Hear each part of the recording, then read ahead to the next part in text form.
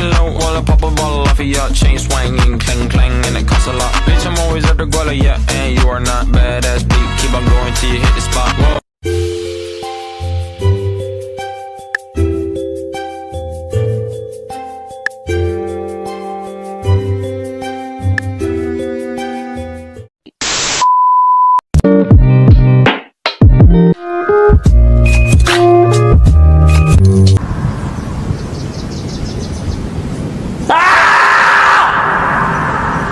Get 'em.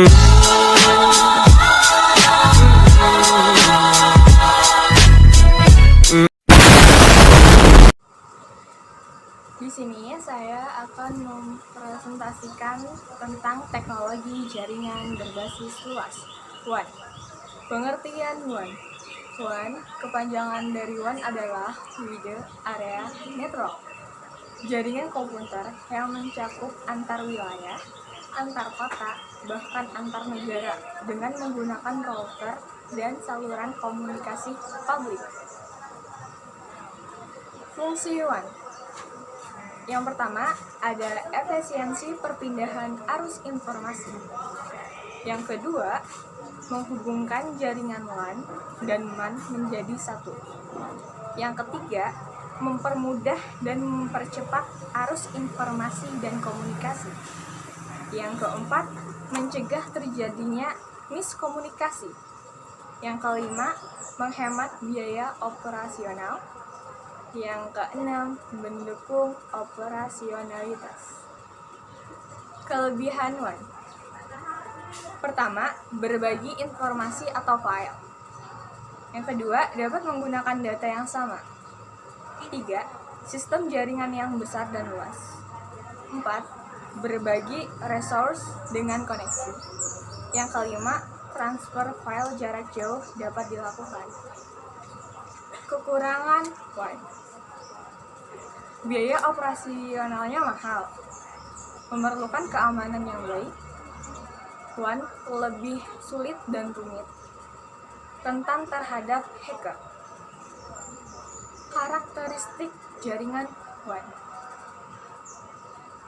Jaringan WAN dapat digunakan untuk menghubungkan jaringan yang luas. WAN memiliki cakupan area yang luas. Menggunakan koneksi serial untuk dapat mengakses bandwidth dalam lokasi yang berjauhan. Dapat melakukan paket data maupun frame router atau switch dan jaringan LAN yang sudah dibangun. Bekerja pada layar fisikal dan data link dari layar OSI.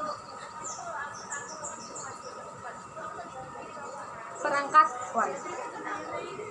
Yang pertama, router. Yang kedua, ada ATM switch. Yang ketiga, ada modem atau CSU atau DSU.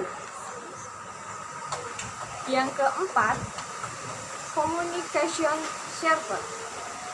Yang kelima, ada multiplexer. Yang keenam dan yang terakhir, ada X.25 atau frame relay switch.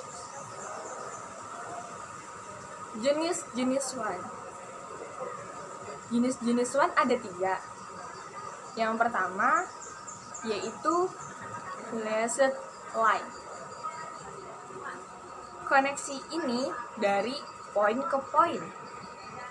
Jenis WAN yang tidak memerlukan proses call setup untuk memulai pengiriman data. Jadi, mekanisme pengiriman paket data dilakukan dengan synchronous serial. Yang kedua adalah circuit switching.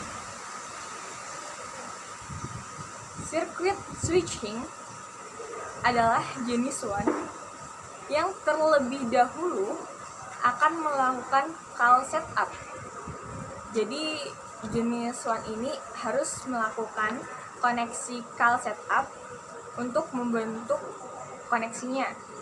Tujuannya supaya dapat memulai pengiriman data. PTSN dan ISDN merupakan protokol pada LAN yang menggunakan koneksi circuit switching pada jaringan publik. Yang ketiga dan yang terakhir adalah packet switching. Jadi, packet switching, pengguna dapat membagi bandwidth pada pengguna lain sehingga koneksinya akan lebih stabil dan dapat mengatur bandwidth sesuai dengan jumlah pengguna.